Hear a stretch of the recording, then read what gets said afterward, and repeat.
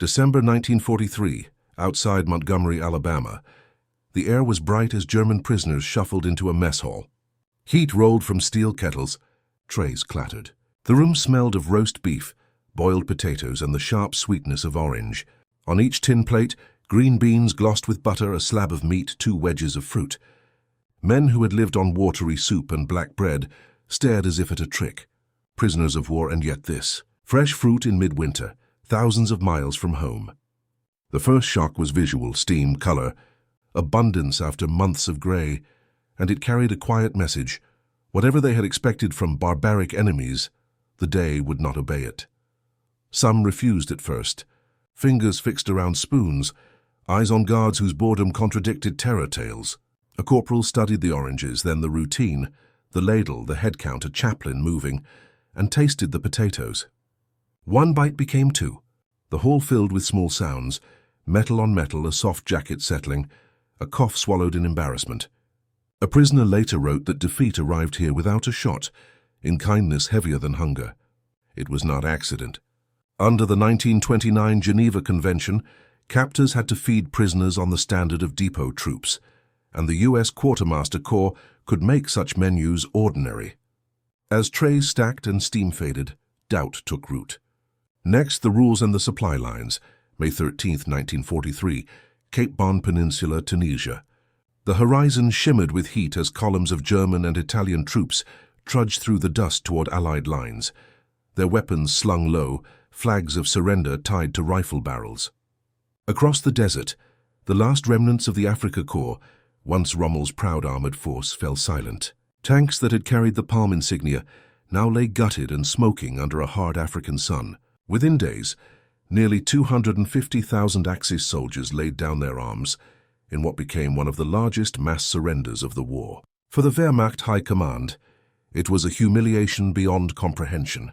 For the Allies, it presented a staggering question. What to do with 250,000 prisoners scattered across 2 continents? The solution took shape under secrecy.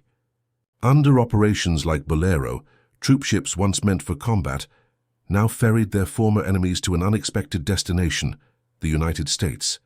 Across the Atlantic they sailed, their uniforms stripped of insignia, guarded by American MPs who treated them not with vengeance, but with procedure. Camps rose quickly across the American heartland. Texas plains, Oklahoma fields, Louisiana bayous, Kansas prairies, built where space and distance made escape nearly impossible. Wooden barracks, wire fences, and watchtowers stood against wide skies. Here, far from the front, Germany's soldiers were to live, work, and wait. By 1945, almost 380,000 German POWs were spread across America, from citrus groves in Florida to wheat farms in Nebraska. Their presence was a quiet front in a global war, one fought not with bullets but with morality. The 1929 Geneva Convention demanded humane treatment, but enforcing it across oceans demanded more than logistics. It required conscience.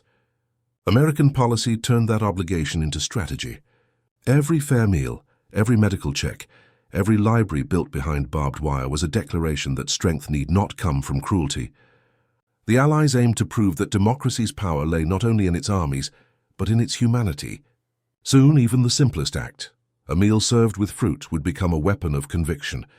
June 1943, Camp Swift, Texas. The air smelled faintly of dust and boiled coffee as German prisoners lined up outside the mess hall, their boots crunching the dry ground. Inside, American cooks ladled beef stew into metal trays, added spoonfuls of peas, and slid over a small slice of apple pie. It was not luxury, it was regulation. The 1929 Geneva Convention had made it law that prisoners received the same rations as the troops of the detaining power. And for the U.S. Army, that meant real food, meat, vegetables, butter, milk, even dessert when supplies allowed. Across the Atlantic, their families rationed bread, replaced coffee with roasted barley, and stretched thin the meager coupons of a nation at war. Here, however, abundance was policy. The War Department's circulars left no ambiguity. Treatment of prisoners, they stated, reflected not only on American honor, but on the safety of captured Allied soldiers in German hands. Every camp had a command structure designed to uphold that principle. medical officers conducting regular inspections, Red Cross delegates arriving unannounced, and reports filed to ensure compliance down to the last ration. The rules were followed with near-bureaucratic precision, but their effects reached beyond nutrition. At first, German officers viewed it with suspicion. Some whispered that the food was meant to soften discipline, to dissolve the steel of obedience. Yet U.S. intelligence soon noted a different outcome. Morale steadied, violence declined, and even hardened Nazi loyalists lost the power to incite revolt. When men were treated as men, propaganda lost its hold. The Americans had turned decency into a weapon, an idea that democracy's strength lay in restraint, not cruelty. And as word of fair treatment spread through letters home, it began to erode one of the Reich's strongest illusions. August 1943, Aliceville, Alabama. The morning sun glinted off endless rows of barbed wire, each strand humming faintly in the heat. Beyond it stood a small city built from pine and discipline, Camp Aliceville, one of more than 500 prisoner-of-war compounds the U.S. Army Corps of Engineers had raised across the country since 1942. Each followed a blueprint, so standardized it could be replicated anywhere, rectangular. Enclosures surrounded by double fences, wooden guard towers at the corners, barracks in perfect lines, kitchens, infirmaries, and open recreation fields where dust swirled under boot soles.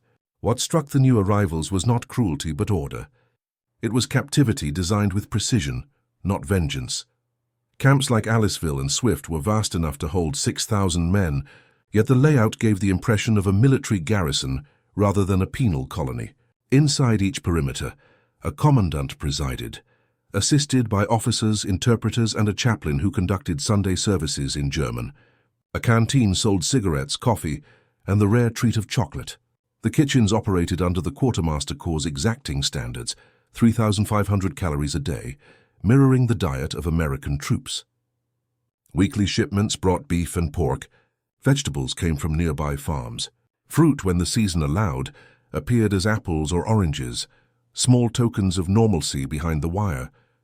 The prisoners soon joined the rhythm of American agriculture. With local labor drained by the draft, farmers welcomed the POWs to harvest cotton, corn, and peanuts. For every day's work, wages were credited to their accounts, money they could spend on toiletries or tobacco. Under the blistering southern sky, cooperation replaced hostility. Many Germans, once steeped in Nazi visions of a starving enemy, were startled by the abundance around them. The green fields, the surplus food, the sense of decency woven even into confinement. The fences remained, but their meaning began to shift. This was not the captivity they had been taught to expect. September 1943, Camp Hearne, Texas. The prisoners filed into the mess hall beneath a ceiling of humming lights, their boots leaving faint dust prints across the concrete floor. Outside, the cicadas rasped in the heat. Inside, the air was thick with the smell of roasted meat and butter. On that first evening, each man received a tray heavy with food, roast beef sliced thick, mashed potatoes whipped smooth, golden corn, a small green salad, soft bread, and a glass of milk so cold it misted the tin. For men who had crossed the Sahara on half rations of tinned meat and stale biscuits, it was unthinkable. Some laughed, others sat motionless, staring at the plate as though it hid a trick. A few blinked away tears. The first bite was not just a meal. It was a shock to the soul. The guards, mostly young Texans and Midwesterners, stood nearby, firm, polite, almost embarrassed by the stares. Their discipline was military, but without malice. Within weeks, the rhythm of American abundance became routine. Scrambled eggs and toast for breakfast, stew or pork chops for lunch, Sunday dinners crowned with pie. One prisoner wrote home, his words carefully cleared by censors, "We eat meat here more often than we did in the Wehrmacht." Back in Germany, ration books and ersatz coffee defined daily life. Here, even milk and butter seemed limitless. Psychological operations officers took note. This was not accidental generosity but deliberate design. Every plate of food, every calm exchange with a guard carried meaning. If Nazi propaganda had promised barbarity, the reality offered civility, and civility could conquer ideology. The goal was not to humiliate, but to convert, to make each returning prisoner a witness that democracy's strength was moral as well as military. Soon that lesson would be reinforced, not by meals but by labor shared with ordinary Americans beyond the wire.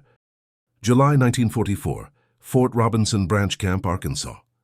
The morning haze lifted over endless fields of cotton, the white bowls gleaming against the green rows as German prisoners trudged out under guard. Each carried a burlap sack and a canteen, their once crisp uniforms faded by the southern sun. Across America, from the sugar beet fields of Colorado to the pine forests of Oregon, more than 200,000 prisoners of war had been absorbed into the wartime labor system. The Geneva Convention permitted non-combat work, and the U.S. Army made full use of it.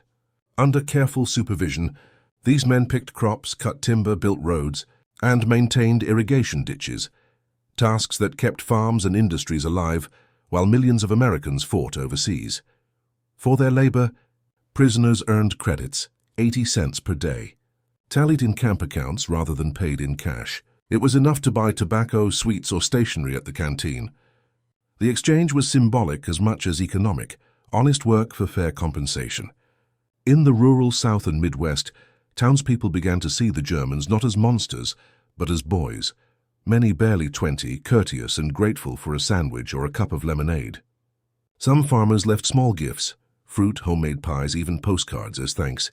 The fences that had seemed impenetrable at first now separated people who no longer looked like enemies. For the prisoners, the effect was disorienting.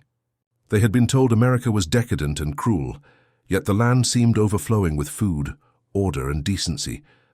Their families' censored letters from home spoke of rationing, hunger, and fear. The contrast was inescapable. U.S. intelligence units recorded a subtle transformation. Discipline remained firm, but ideology eroded. Within months, anti-Nazi circles formed in several camps, groups of men quietly rejecting the regime that had led them to defeat. Work and fairness, more than force, had begun to reshape conviction. The next American weapon would be education itself.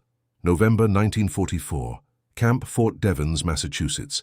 Snow dusted the barracks roofs as guards escorted small groups of German prisoners toward a long, low building marked Education Center.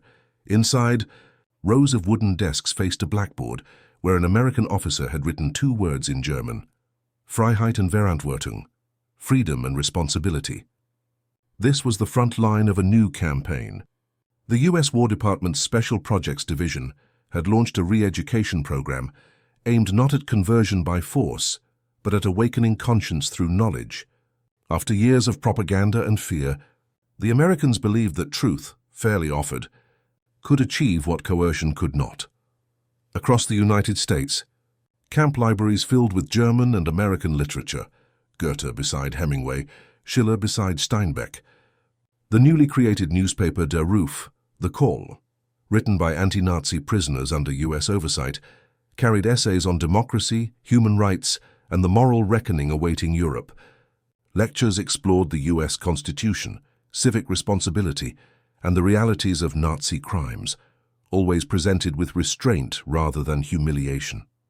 In the mess halls, the tone shifted too. Meals became quieter, conversations broader, laughter more common. Food, steady and abundant, had built trust. Now words began to reshape belief. Some officers denounced the effort as manipulation, calling it warfare of the mind, but among younger soldiers, the effect was unmistakable. The abundance, the honesty, and the steady fairness dismantled the myth of Nazi superiority more effectively than any sermon could. Intelligence reports noted prisoners openly admiring America's order, equality, and practicality. Behind barbed wire, democracy had begun to teach by example. Many who once swore loyalty to the Reich would later carry home not bitterness but conviction that power without morality was ruin. Soon news from Europe would test those lessons as the Reich itself began to collapse. January 1945, Camp Tonkawa, Oklahoma. Frost clung to the barbed wire as German prisoners huddled in the mailroom, waiting for the weekly delivery of letters.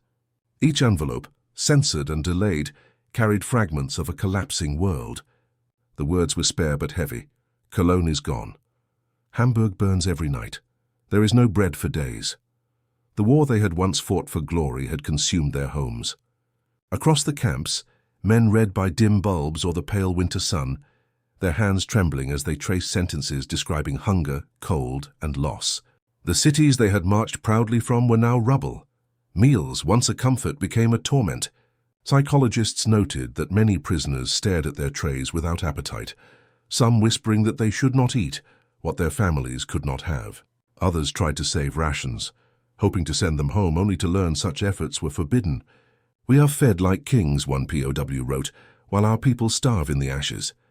The irony was unbearable. The abundance that had once symbolized American decency now deepened their moral reckoning. The war had reversed every certainty.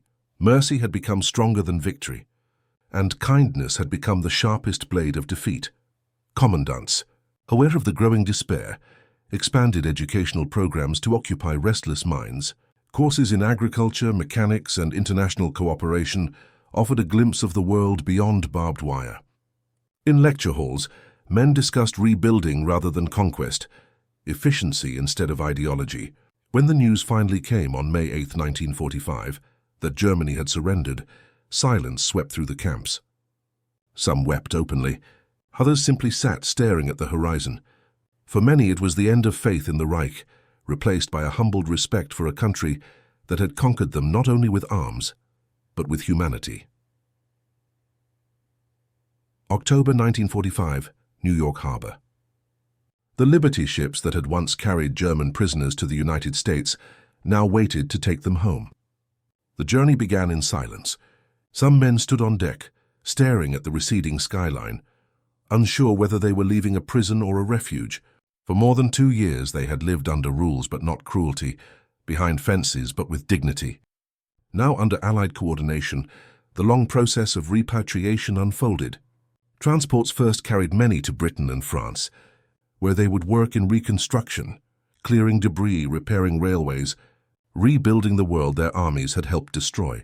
Those who eventually reached Germany late in 1946 stepped into a landscape they scarcely recognized. Towns were heaps of ash. Streets were lined with hollow-eyed civilians.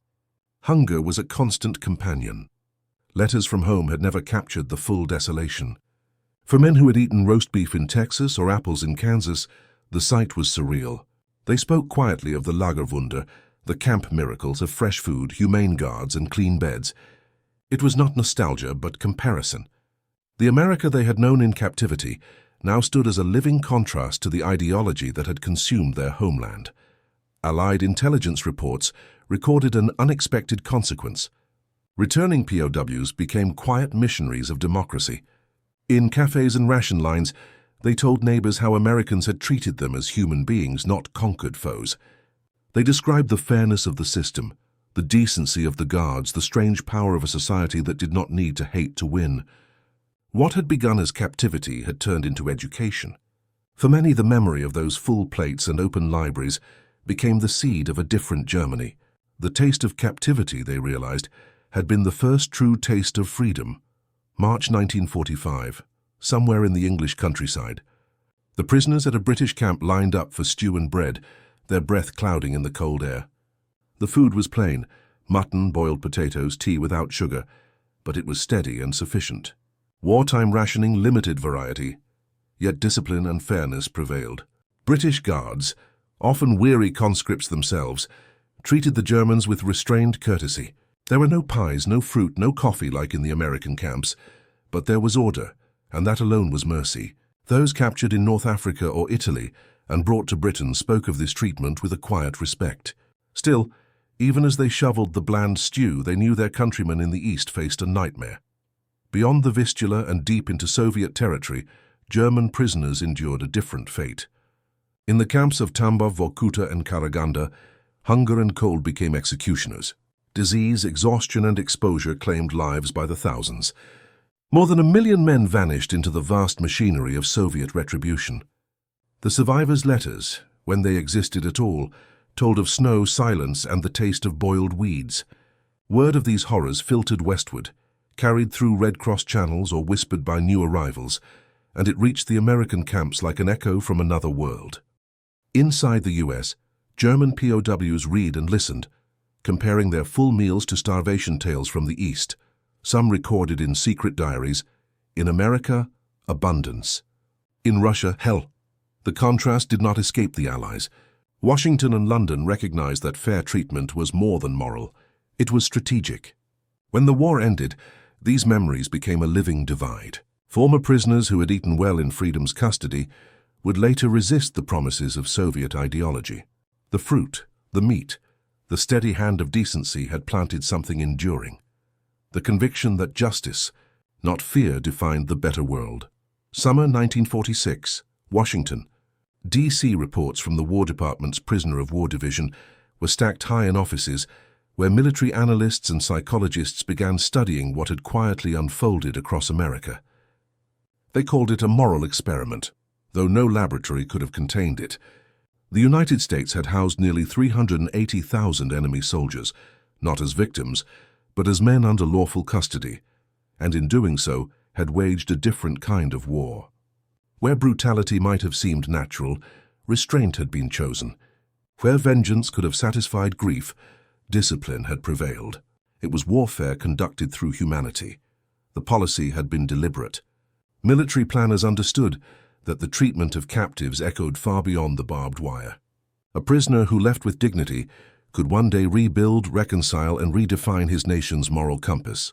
Fair food, honest work, and access to education were not gestures of softness. They were instruments of control and persuasion. A well-fed mind was less violent, a respected man less defiant. The Americans found that compassion achieved what coercion rarely could: order, intelligence, and influence.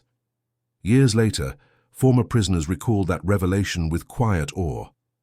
The Americans fought hard, one wrote, but they did not hate. That distinction, learned between bites of fruit and meat, reshaped what many Germans believed about honor and obedience. Historians now regard those camps as early foundations of post-war human rights thinking, a living proof that justice tempered by mercy could outlast violence. From those fenced compounds emerged not just survivors, but witnesses to a new idea, that the measure of civilization is not in how it conquers, but in how it forgives. May 1946, Camp Aliceville stood silent under a humid Alabama sky, its watchtowers unmanned, its fences slack with time. The last German prisoners boarded trains for the coast, leaving behind rows of empty barracks and a mess hall that had once echoed with the clatter of trays and quiet disbelief. For many, the memories of captivity would outlast the war: the scent of roast meat, the cool sweetness of an orange sliced in winter, the guarded smiles of young American sentries who never treated them with hate. These were not the scenes of humiliation they had been taught to expect. They were lessons in dignity, offered by a nation confident enough to win with mercy. Across the ocean, Europe was a wasteland of ruins, yet the men who had lived behind American barbed wire carried something rare back into that desolation, an understanding that strength could live beside compassion. The meals, the work, the lectures, they were all pieces of a quiet campaign that turned defeat into reflection. What began as imprisonment had become education. What started as surrender ended as revelation. In the final accounting of that vast and terrible war, the United States had proven that victory need not mirror the cruelty it opposed. In the fields of Texas and the forests of Alabama, a different struggle had been fought, a battle for moral ground, waged with food, fairness, and faith in humanity. For thousands of German soldiers, that mercy became the lasting taste of war's end, the feast of defeat.